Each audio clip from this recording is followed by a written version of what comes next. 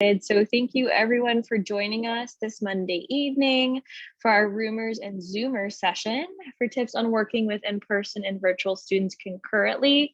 Nice to see everyone from near and far. Let's go ahead and get started. Dr. Jared Borup and Christine McLaughlin, take it away. Christy, do you want to start? Introduce yourself. Sure. So first of all, there's the presentation link, so you guys are welcome to follow along with us or come back and use any of these resources. So my name is Christy McLaughlin. I'm a 6th grade advanced academics teacher in Fairfax County, Virginia. It is my 20th year in education, and this year has definitely been the most memorable.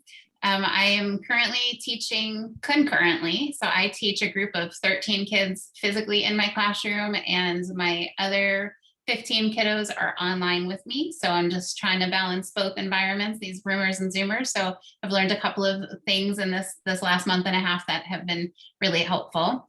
But I also graduated in 2018 from George Mason. Dr. Borup was my professor, and I got a master's in blended and online learning. So thankfully I had some tools and tricks that really helped me when we all of a sudden had the pandemic and had to switch to fully virtual and now concurrent.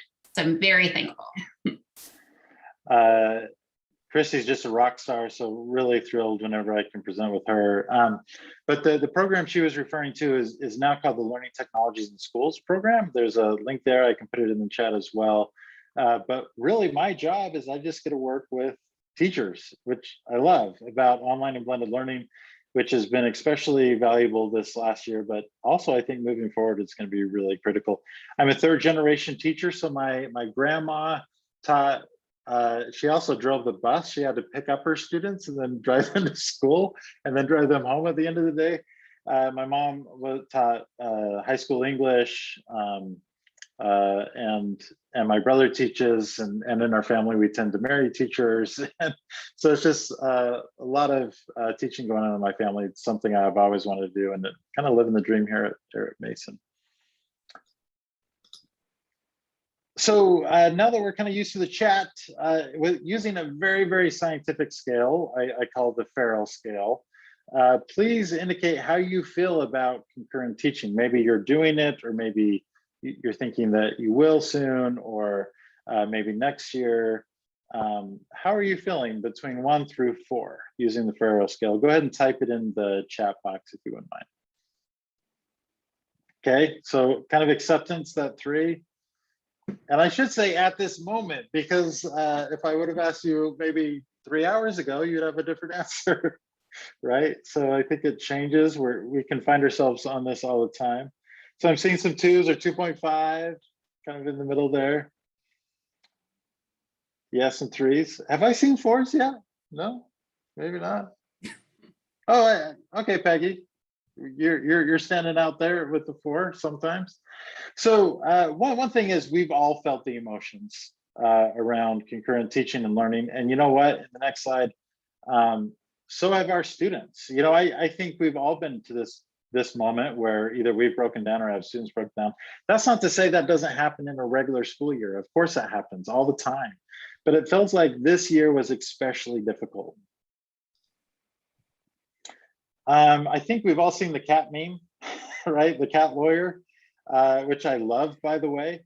And a lot of people focus in on when he said, "I am not a cat," which is hilarious. But also, I love what he also said. So the next slide, we can see that he also said, "I'm prepared to go forward with it." So he's like, "I'm not a cat, but I'm prepared to go forward with it," which I love. What resilience, you know, what stick-to-itiveness that lawyer had. Like, I'm going to go through this whole hearing as a cat if I have to. And on the next slide, we see that teachers have done the same thing. I've just been in awe of what teachers have been, asked to do, which has been extremely difficult. We can even say at times unfair. But their willingness to go forward with it and to stick with it and just to do really innovative things is just amazing to me. So one analogy I like to use is that as teachers, we were prepared for the classical guitar, you know, or the in-person teaching. So we're really good on that guitar. We can put on a great show. students love it, parents love it. But then a year ago, someone handed us a banjo and said, okay, you have to put on a concert next week. So you have like 3 days to prepare. So learn that banjo. And you can imagine, to the ignorant, you can look at that and say, oh, well, there's strings, you know, it's kind of the same. How hard can this really be? Well, there's a huge difference between the guitar and the banjo. And there's a huge difference between in-person teaching and remote teaching, right? And so then we are asked to do concurrent teaching. So I was thinking, what would that metaphor be? And at first I thought, oh, well, I immediately thought of Dick Van Dyke, you know, the one-man band. And then I thought, you know, probably not. I don't think that is the answer, because I think it's blending two environments. We're already familiar with those things. However, when I did that, Chrissy sent me a Facebook message where she said, hey, remember that picture? Well, it kind of is like that, actually. So after her first day, she's like, we need grace. This is really, really challenging. But I checked back in with Chrissy 2 weeks after, and this was her response, basically saying, I've learned a lot in 2 weeks. And I've seen that with a lot of teachers where day one, it just feels impossible. But then as they keep going, they get better and better at it. And it starts to feel a little easier. I don't know if it's ever easy, but it starts feeling a little easier. So in this presentation, we only have 48 minutes left. And in that 48 minutes, we hope that you learn one thing. That's really our goal. This is another meme that kind of took over and got me through some hard days too. So we just hope that you learn one thing. We're going to teach you lots of things, but we hope that you really resonate with one. And if you can do that, then this has been a success. So this is just a list of the things that we are going to go over in the next 48 minutes. Not going to be that long, guys. Don't worry about it. So we're gonna kind of give you some tips and tricks in each of these categories. So the first we're going to talk about, and I love somebody said in here that that I think in the very beginning that they teach their guidance counselor, right, and learning for ways to connect with students. And I totally agree that that's the foundation to what we do. Is we need to connect with our students for them to feel safe and excited to learn. So when we transitioned to Concurrent, I was so sad that our chat was going to go away, because every morning it was our favorite part of my day, favorite part of the students' day was that daily check-in. And they would all write for the first 10 minutes in the morning. We learned so much about each other. And with them concurrently, like with my kids physically in the classroom, there's not enough bandwidth for them to log in. So they're not in the same space anymore. So I tried to say, okay, well, how can we continue that conversation? So I would take the daily check-in that I have posted in BBC for my virtual kiddos, and they can talk in that chat. But I also have it posted in Google Classroom, and I constantly share the link, and I'm like, hey, my homies, I want you, or my Zoomers, I want you to talk to my roomers or my roomies. I call my kiddos that they voted for homies and roomies, so I'm going to get them confused. But so they're still talking to each other in Google Classroom and interacting and learning a lot about each other. So I was so happy that that piece didn't go away. But building a community with the kids is so important. So this is just a quick example of my students. We had a question that it was Tremendous Tuesday, right? Your name and one reason you are tremendous on the slide. So everybody grabbed a box and then they wrote things about themselves that they felt made them tremendous. So it was just a great opportunity. I noticed that one of my students, she started to write I'm tremendous, but ran out of time. So I shot her a quick email after class was over just to finish it for her and tell her why she was tremendous. And she wrote back and was very thankful, that she was seen in this virtual environment, and that, I was still interacting with her and building relationships. So another fun thing to do to build community with your kids, no matter where they are, is this Flat Teacher Adventure. It's linked, so you're welcome to use this template if you would like. So the kids basically just choose different activities that they could do with me to still hang out with me, even though they weren't in the classroom. I want to make sure that my kids, even though I'm physically now in front of 13 of them, I want to make sure that my Zoomers or my homies, that they know that I'm still their teacher, I'm there for them. And just because they're not physically with me, their experience is not going to be different. So they had this opportunity to just kind of take me places. And in the template, they could print off at home, black and white, doesn't matter. Or she didn't even print it, she just used it digitally. But they could take my Bitmoji and then take me around. So this girl, she made a video over the entire week of her adventures with me. I'll just skip around a little bit to show you. She took me on a walk. She crochets with me. We went on a bike ride together. She read her book with me. She played family games. I got to hang out with her family, which was so cute. She played piano. Oh, sorry. But so the whole week, you know, she did chalk with me. She jumped rope. She continued to crochet or knit. And then at the end of the week, she did a random act of kindness, which was one of the choices. And she gave her finished product, which was a bunny, to her neighbor who just had a baby and just left it on their doorstep. I cried when I saw it. It was so cute. So just allowing students to still, you know, connect with you is just really important. So I taught ninth graders social studies, and now that I'm a father, I've learned that dad jokes and teacher jokes are pretty similar. But I think that humor is a great way to kind of have fun with instruction, build community. This is one math teacher in Idaho. I've been working with the school a little bit, but I saw this video and I just loved it. And just a warning that this song is going to be in your head while you're doing dishes tonight, or when you're, you know, flossing your teeth or whatever.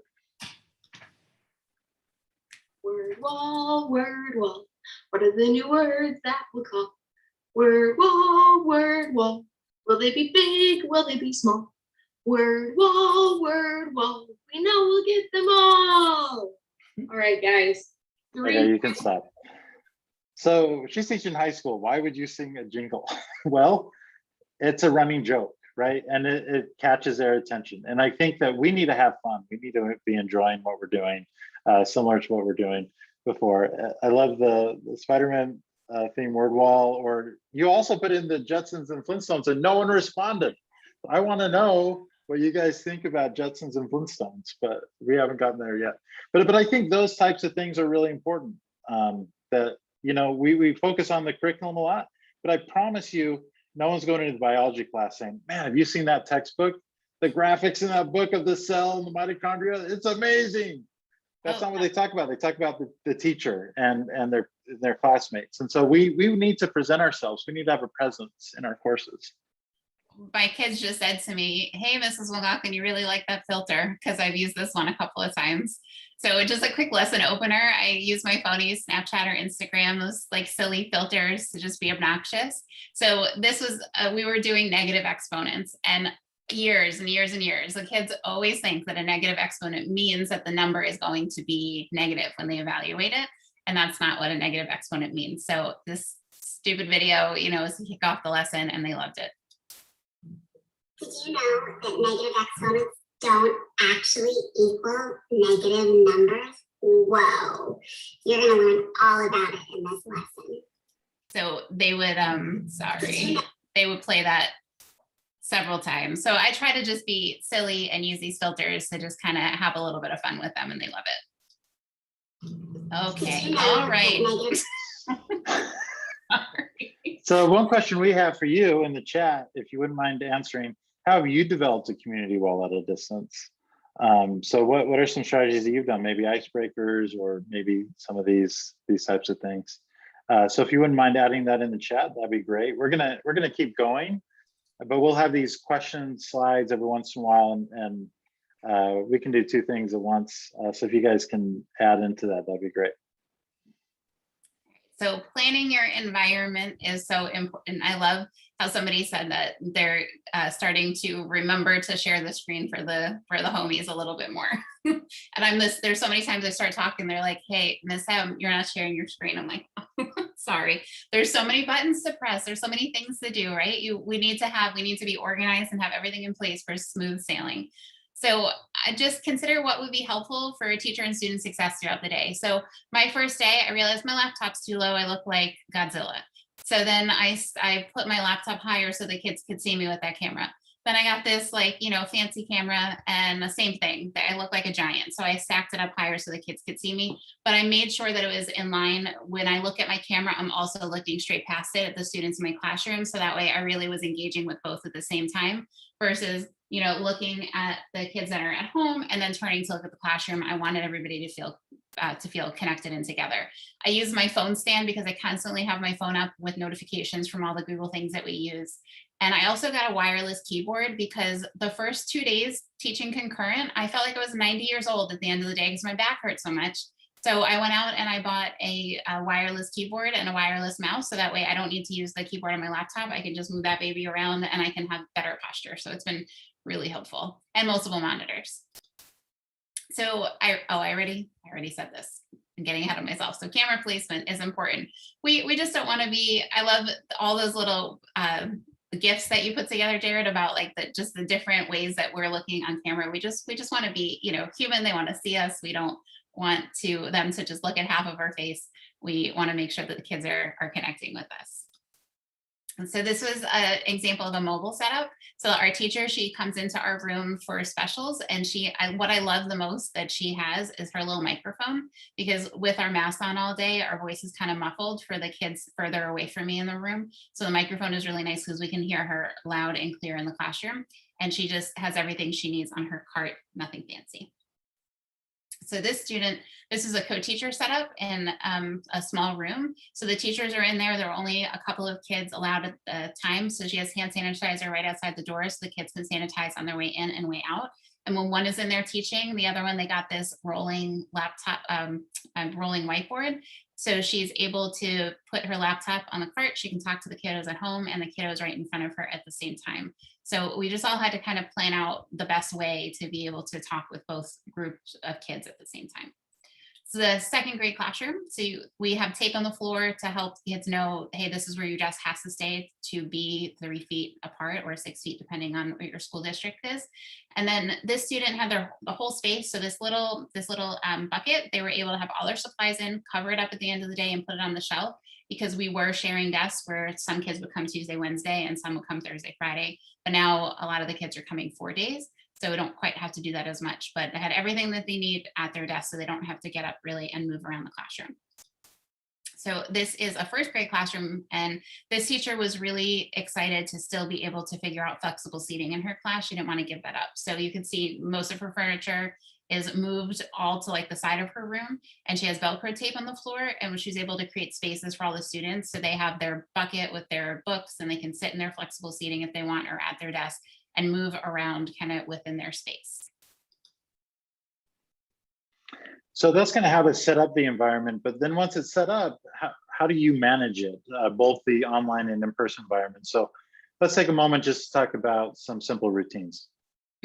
So because I have now it's about half and half. I did have about a quarter of my class online and a quarter of my class in person and 3/4 of my class online. So I had to explain to my roomers, hey guys, when you come in, I know you're so excited to see each other, but you got to keep your voice down because the microphone's on. I want to have the same routine. So I want everybody to continue to have the same experience. I don't want my Zoomers to be jealous of what's going on in the room with my roomers. So we try to keep that consistency, and the same thing with calling on them and talking to them. So because only a quarter of my class was in the building, I would talk for every one student I would call on in the room, I would call on 3 Zoomers. And I would try to keep that ratio to make sure that I wasn't calling on my roomers too much, because they can really catch your attention. Their hand shoots up and we're so used to seeing and calling on them. But I really had to force myself to have wait time or make eye contact with them. And I'm like, I'm so sorry, I wish I could call on you, but I've got to talk to my Zoomers. And I would make sure that I had a conversation with them. So just trying to strike a balance. Another thing that's really helpful is, so I made these little stickers and you can use them, copy paste them, and however you'd like to, but I have a digital display for my kids. So my Zoomers, I'll have a digital display to say, hey guys, I'm hanging with my roomies right now, or my roomers. So they know I'm here. My camera might be off, my mic is off because I don't want to disrupt you at home, but I'm working in the classroom with a small group. And then I have the same thing. I have an actual physical poster that hanging with my Zoomers where I can hang up because the kids in the class don't always know when my microphone's on or when I'm listening in on a conversation. So I want to make sure that they are aware because they can overtake my Zoomers. So just having that physical reminder is really helpful. So these are the stickers, depending if you call them roomers or homies or Zoomers, Zoomies, whatever, you could use those. So I was interviewing one teacher and I said, how do you structure what you're doing? And she said, oh, I use a sandwich approach. And you say sandwich and you got my attention. So she said that the bread of the sandwich is kind of teacher directed, whole class. So everyone together, the roomers, Zoomers, everybody. But then the time in between is more student directed. So that's where you have more personalized, just like in a Subway sandwich, you can put anything you want in that sandwich. So you can give students more choice in between that as well, but also teacher supported. So I thought that was one approach, but I think that it's good to think about chunks of time during the day or the hour class period that you have them, and what should be teacher directed and what should be student directed. So this is a screenshot of what gets emailed out to parents every Sunday or night or Monday morning if I can't get to it on Sunday night. So it's just a quick, very short email that just says, attaches a copy of the weekly. Let me know if you have any questions. And so our team uses this planning document to just kind of give a quick overview of what's being taught that day. So, you know, if you're a parent and you ask your kid, what'd you do today? And they're like, I have no idea. You could say, you know, tell me about area and circumference, or, oh, you have a test coming up on Friday. So it just helps keep everybody in the loop. And because with everything being so digital, it's really easy to get disorganized. So we keep like a running list of all the important dates up at the top. And we also, you know, just copy and paste that and put in the emails for parents. So checklists are super important for us and for the kids. I noticed that when I was a student, it was really important. Like when I was working an assignment, I'd be like, well, what does the teacher want exactly? Because I want to make sure that I get everything in there so I get it right the first time. So it made me realize that it's really important to have something physically like written in a place for students so they have access to it and they know exactly what you're looking for from them. So creating just a simple checklist. And then I like to have a section below where I pick one of those things from the above just to tell me, like, kind of reflect, tell me what you did. What are you really proud of in your writing? What do you want me to look at? You know, so that way it can help me hone in on important details in their work. So this is something that has been super helpful throughout the year. In the very beginning, we were having a hard time with what the students didn't know exactly what was missing or where to look for their missing work. So I created a video for parents, giving them a tour of Google Classroom and showing them what to look. I was a student in another person's class. And so I just kind of showed them, and I did that for students as well. And then we started to do little things to just help them keep on top of their work. So I just take a quick screenshot in Google Classroom of when work is missing, and I just throw it on a slide. The picture is hyperlinked, so if they click on the picture, it'll take them directly to the assignment. So they don't need to go find it then. And then I have these little red X's. So if they want, like when you check off something on a to-do list, they can just drag and drop the X and say, yep, it's done. This is a judgment-free zone. It's not, I'm never upset. This is just, hey guys, it's a reminder. I know it's overwhelming. You guys are doing lots of different things. So, you know, these are the things you need to work on. As we approach Friday or the end of the week, if things are not being done, I will tell the kids during their asynchronous time, why don't you hang out and we're going to get some work done together, or I'll send them an email and we'll make a goal of how long do you think you need to do this assignment? Okay, awesome. So then you can do that this afternoon and I'll expect to see it tomorrow morning. And then typically that does it. And the kids will start to make sure they get all their work in. We go into the weekend with probably 95% of all the work turned in.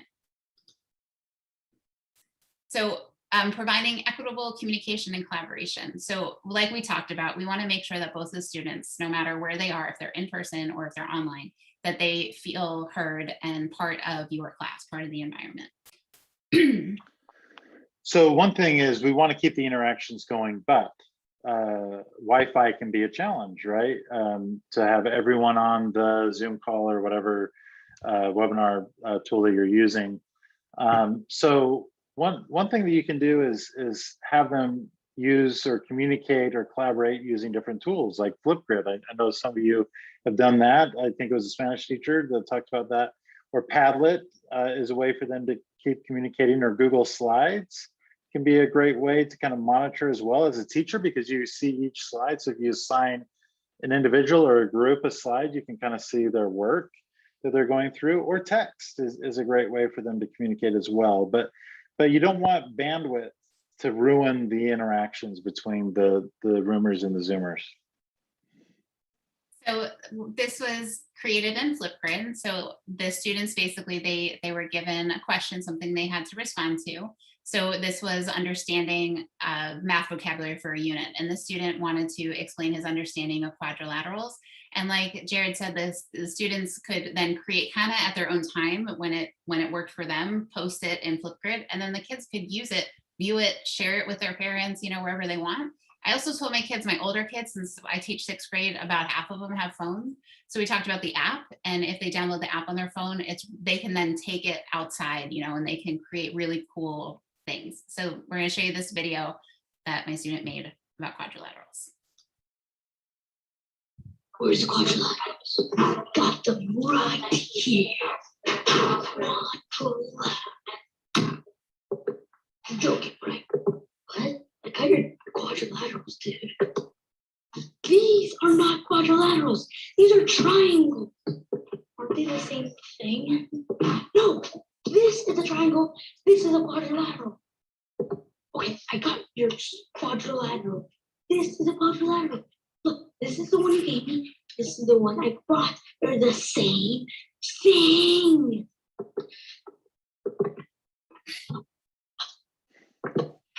Oops.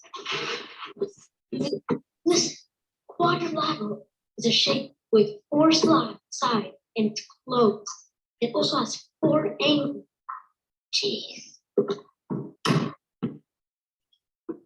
Okay, fine. I got scissors. Let me give you your quadrilateral. Look, 4 sides, 4 angles, and it's closed. Happy?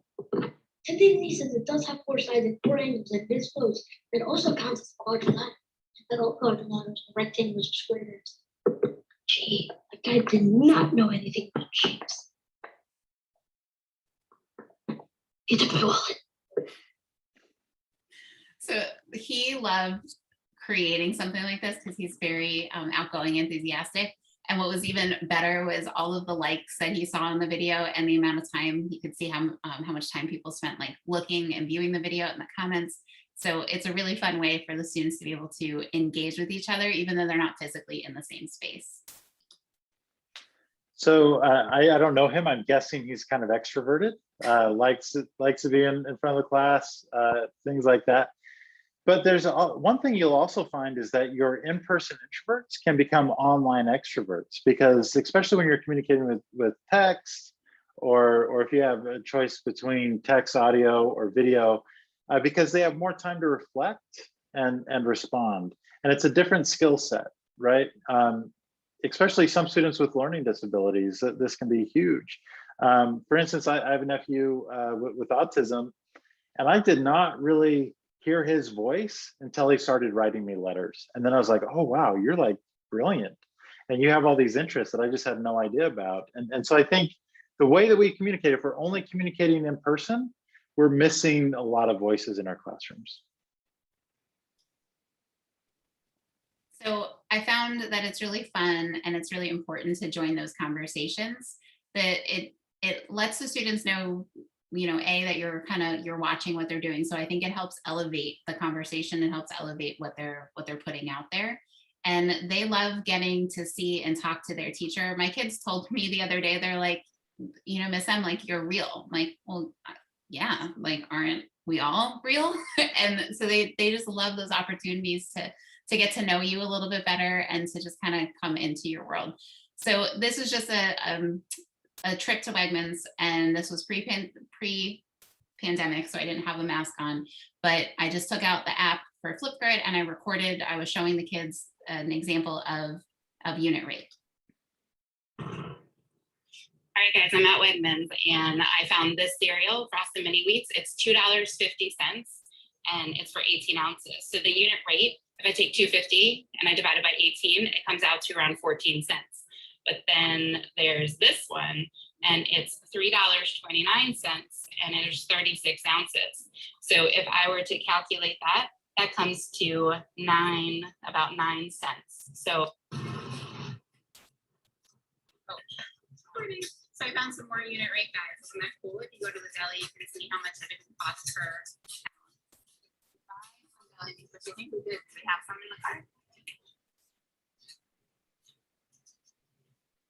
So you can see we bought some. All right, so basically, I think when they see you not re-recording, because my kids had a hard time recording in the beginning, it was like, oh, that's not perfect. But it doesn't need to be perfect. Just be a little bit, adventurous, be a risk taker. And I show them that I'm a risk taker. And they love when they get to see my dog comes into the video, or they saw my husband, they got to see my grocery cart, and they got to see me talk to myself in a line at the grocery store, in an aisle with nobody around, and just to be a risk taker too. So they love when they get to interact with you.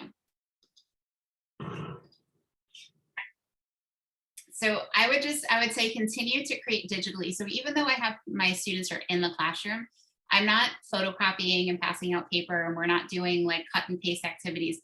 I want my students, no matter where they are, to continue to do the same thing. So I'm continuing to make things digitally so they can collaborate together, like Jared was saying, in Google Slides or whatever we're working in, and it just keeps everybody on the same page. So this is just like a PDF. There's a screenshot. I put it into the slide deck. I changed the slide size to an 8.5 by 11. And then we just made these transparent boxes. So any rational numbers, they would drag and drop this blue box, and they would drop it on top of a rational number. And I put the kids in a breakout room so they can work together. And then I always post the key for them. I turn the link for the key off during the lesson. And then when it gets closer to the end of the lesson, I go on and I turn the link to the key on. So that way they can just do some self-checking. So like I was just saying, they work together in a shared deck, and I put the kids in breakout rooms. So this is a Google slide deck, but I just put it in the gallery view. And then I'm able to see the kids working in the different groups, and you can see them moving, and they're interacting, and they're working with each other. They were plotting points and doing this activity where they were changing 1 point at a time, trying to create 4 in a row. So it's just, you can see that the kids are on task, and you can watch them while they're working. And they love talking to each other because they don't want to talk to me all day. So another thing that they did in a breakout room was we tried to make projects more doable so they could work through it in a 30-minute or a 60-minute period. So the students had just finished learning about the different regions of Virginia, and they had to share what they knew about the region by packing for a trip to it. So I just gave them a Google slide, and it looked like this down here in the bottom right, and it was a suitcase. And it had just a little place for them to write the description of what they packed and why. And then on the sticky note, they had to put the list of the things that I could find in their suitcase. So they just kind of found all these different pictures. We taught them how to remove the background so they can put it in and layer the pictures if they wanted, and then justify their answer. We took all of them and we put them together into like a big class book of traveling to the different regions. So we talked about how you set up your physical environment. Let's talk a little bit about how you create and manage an online environment. Sorry. So I think these are still hyperlinked. Yeah. So I'm going to just show you what my Google Google site looks like. So I redesigned my whole Google site that I built for the kids to be daily. So they come to my website, they go to whatever week it is, and then drop down below the week. So you can see over here, so we're on week 16, and below the week, they have each day of the week that we are synchronous together. So Tuesday, Wednesday, Thursday, Friday, and every lesson is laid out the same way. They come to the website every day, there's gonna be a warm up, and then there's gonna be the lesson. So everything that they need, they don't need to watch an hour recorded video of me for the whole time. Instead, I have a short video, like 5 minutes, meat and potatoes of the lesson, so they can just watch that or rewatch that on their own if they wanna hear the lesson again, or they're kind of stuck, or they want to share it with parents. So everything that they need here for the lesson, and then below it are going to be the different activities that we're doing. So sometimes we'll stay together a whole group, sometimes I'll put them in breakout rooms, sometimes I'm going to do small group work with them, and sometimes there's independent work for them to do. So I typically always give them like something we're doing together, and then if they're a fast finisher, I give them some independent work that they can work on their own. And again, it's a video, or it could be some problems to solve, it could be something in Google Classroom. ST Math is a program that we use that all the students have a subscription for. So the goal is for them to work on that for about 10-15 minutes a day. And there's always an additional practice section where they can do some enrichment or some extra practice. So every lesson is going to be set up the same way. So this consistency has really helped them know exactly math time, exactly where they're going to go, and they know the layout of the lesson. So if they're late or they don't, or they're not there for the day, they're really able to see everything that we did. Everything's on the website, so they have access to it. And we do that for every subject: science, social studies, language arts, and math. This is another website, but this is my homeroom website. So it's where we have like our calendars and links to things that are really important for them. It's just more of a space of like our specific class and what they would see on our walls in our classroom. So they still feel like they had a classroom. So whatever you choose to do, I would just say can keep it visual. So I also do use Google Classroom.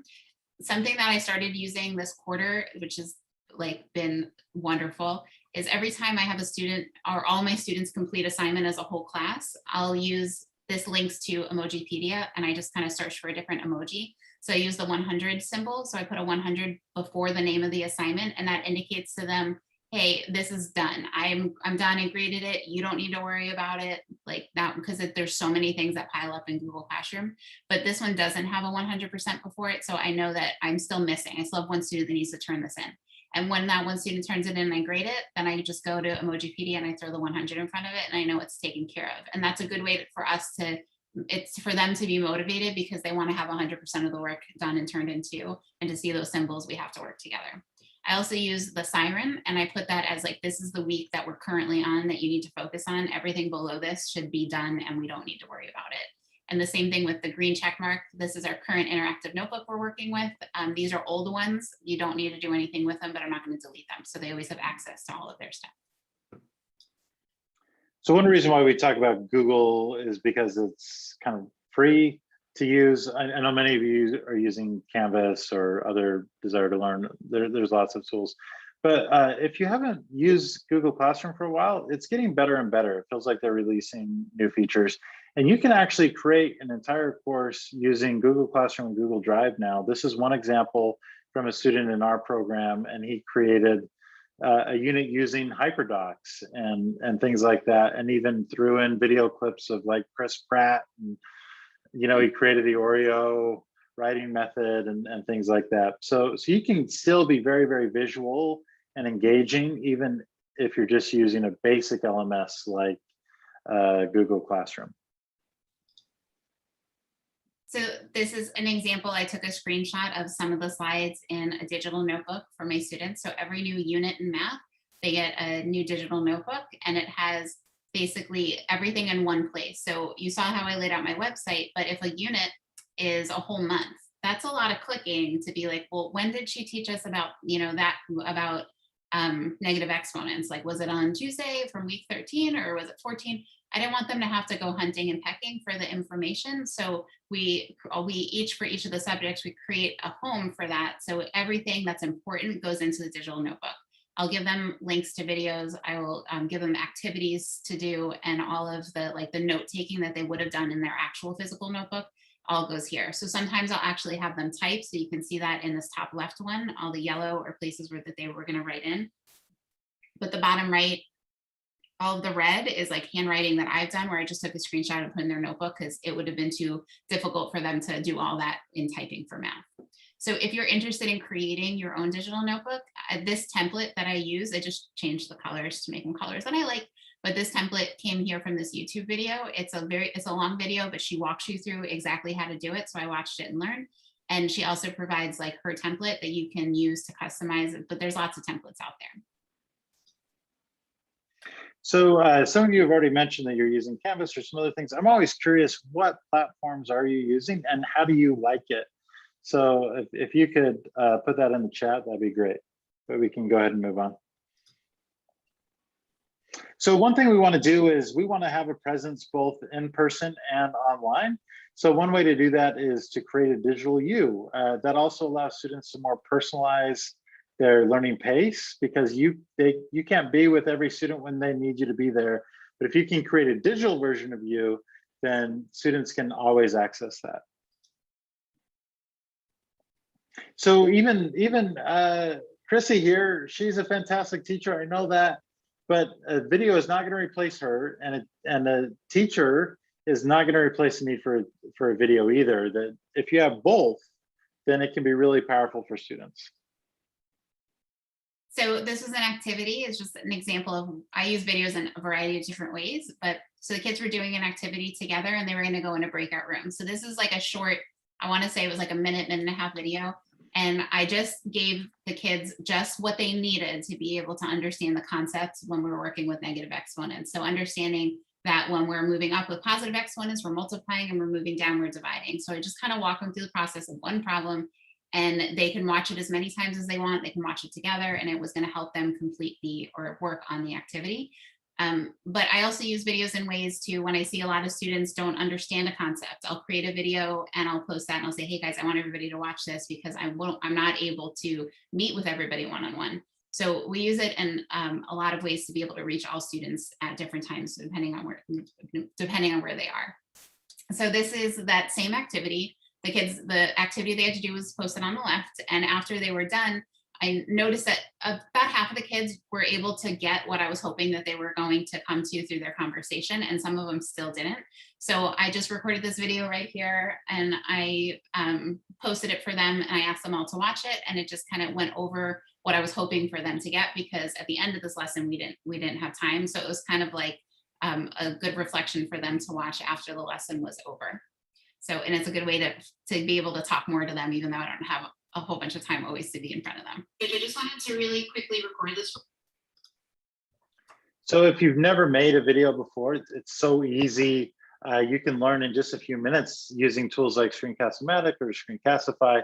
It can just be you. It can be a little picture of you and the screen, or it can just be the screen for a lot of these tools. If you're using another tool, please share it in the chat as well. But that's easy. But you can also go old school as well. So this Jacob he just graduated last week. Congratulations, Jacob. But he is an art teacher, and so he bought a $20 webcam stand, and he just drew while he talked, and it's super engaging. I've done similar things, but I've taken my cell phone and propped it up on a stack of books, and then put a heavy object on top of the phone and hit record and start writing. Those types of things can be really engaging videos, but the key is keep them short. I wouldn't go more past 6, maybe 8 minutes, but that's a stretch too. So I'd love to know how are you making videos, if you're making videos, or if you have an example and you want to share, go ahead and put the YouTube link, or if it's accessible, go ahead and put that in the chat as well. We'd love to see them. So the other thing is students, a lot of students want choice, right? Some students don't want any choice. They want to be told exactly what to do and when to do it. But even those students, we want to empower them with choice, teach them how to make good decisions in their learning. So a good way to do this is this, that, or another approach. So basically what this is you give them, start with just 2 options. You can do this or that. Once they get comfortable with that, you can add in another. So you can say, okay, you can do this, you can do that, or why don't you suggest something? If you feel like you can meet these learning objectives another way, let me know. And that another option, one thing that I found is that students go above and beyond what I would have required of them. Absolutely agree with that. So this is just a little bit more choice. This is this, that, another, or another, or another, or another. So this is just like a tic-tac-toe board. And all of these are hyperlinked. So this is on my math website. So the kids have to just show their understanding of vocabulary, and they just pick something from here. So I just showed you in this little GIF basically how it works. The kids, they click on it. So they click on the math poster. It takes them to a slide deck, and the slide deck has everything that they need to complete the activity. They have like a little video from me explaining everything, so they don't need to ask me questions because it's in the video. They have links to templates that they can use, and there's always like an example. So they can, they also then have, like, I have access on the left and the right of this board. They can't see it, but I can swap out things. So I can drag stuff on and take stuff off just to kind of keep it fresh throughout the year. And I collaborated with the other teachers on my team. So I created a couple of them, they created a couple, and we then put a lot of effort and time into it, but then we've been using it for years. So another thing that the kids really love is opportunity, like you're saying, to pick. They get to highlight like where their interests, their passions, their talents are. So the one on the left, we're going to watch a short clip of a video of a girl who she was reading the book Echo, and she wanted to share, the book with the class. So the kids just had to share it in some way, and they could pick how. It could be a simple writing, it could be a video, it could be a commercial, a book talk, whatever. I don't care. And they just have certain requirements that they have to meet. So she created this video with her mother. The mother was the therapist, and she was different characters within the book.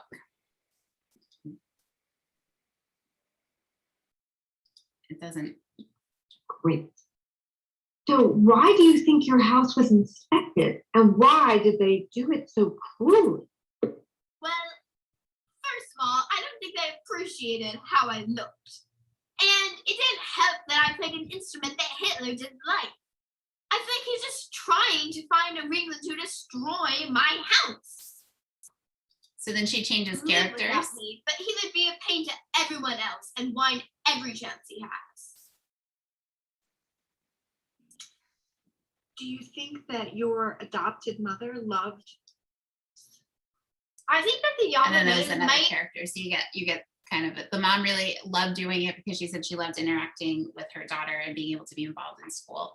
The one on the right is a student who's very introverted, and he doesn't speak up a lot, but he's very artistic. So he researched for this research project about global warming and pollution, and he designed all of this and made all of his own pictures and did all his own animations. The kids were blown away by it. It was really cool. So we'd also love to hear if you have any examples that you can add where you're giving students choice in their learning, personalizing their learning. And a shout out to Rebecca for putting an actual video link there. That was really cool. Okay, let's go down to the next slide. The feedback, we know feedback is really important, but you providing feedback to students, that impacts their learning. But research has found that what actually impacts their learning more is when you accept feedback from students and apply their feedback to improve your instruction. That has the most impact on student learning. So we're going to talk about both of those. So I give you a link here to this sticker if you want to download the JPEG of it.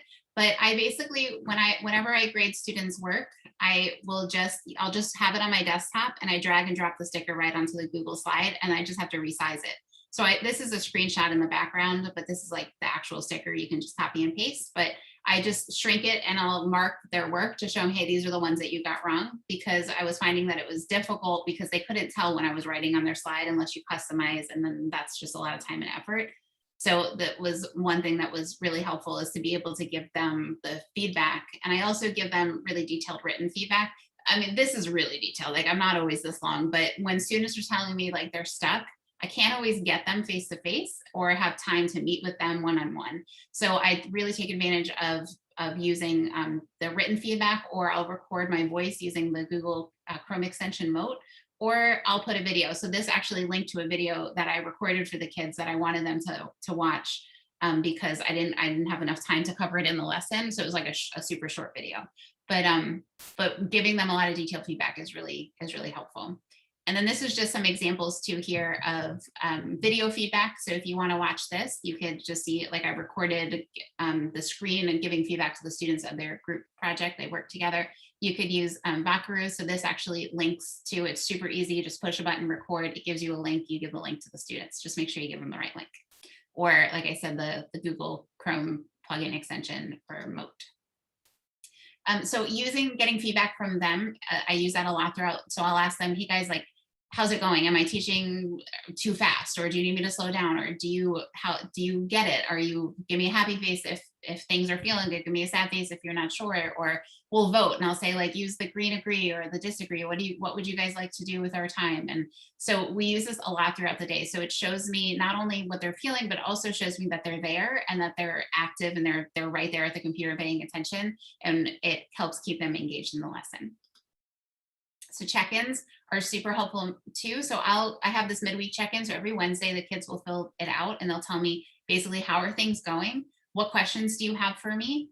do you need to meet with me? And I get a lot of really good information from this. And then I open up a quick short email to them and I'll say, hey, thanks so much for filling this out. And sometimes that might be like my only interaction with some of the kids that are really, really quiet, that don't put a lot of stuff in the chat and who are at home. So sending those private emails to them, they write me back and we get to have a good conversation.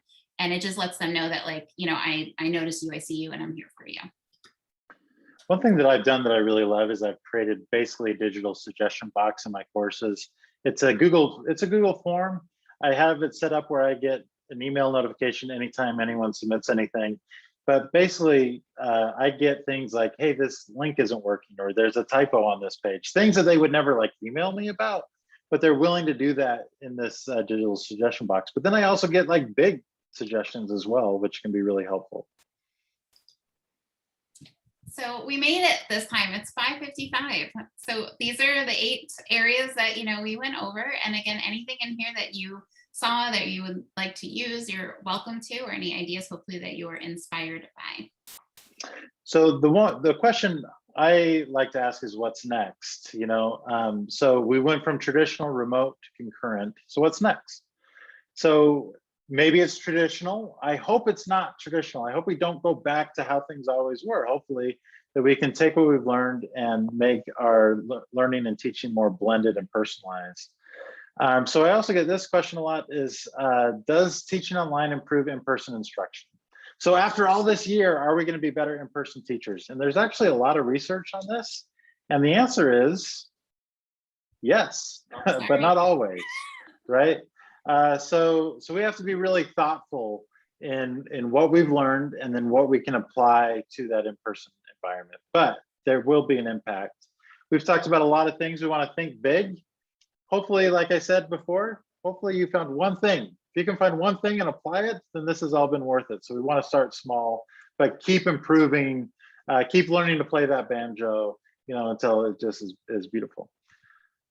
A couple of opportunities I want to share with you. Upcoming webinar, I can put this in the chat as well, but on June 1st, it'll be Christy and I again, talking about planning for the future, principles that guide teaching and learning in the new normal. So we'll go over what we call the 4 E's: enabling, extending, engaging, and elevating students' learning. I also want to share with you that if you're interested in the master's program, you can access information there with that URL, or we're also having an information session this week, actually, on Thursday. So if you want to sign up for that, I'll be leading that. And also, if you want to use that time just to ask me anything, if you want to ask anything, even if you're not interested in the program, feel free to join us. I'd love to answer any questions that you might have. So with that, thank you for coming. If you have any questions, please put them in the chat. Happy to answer any of those. But we know that your time is precious, especially now. So thank you for spending an hour with us. We really enjoyed it.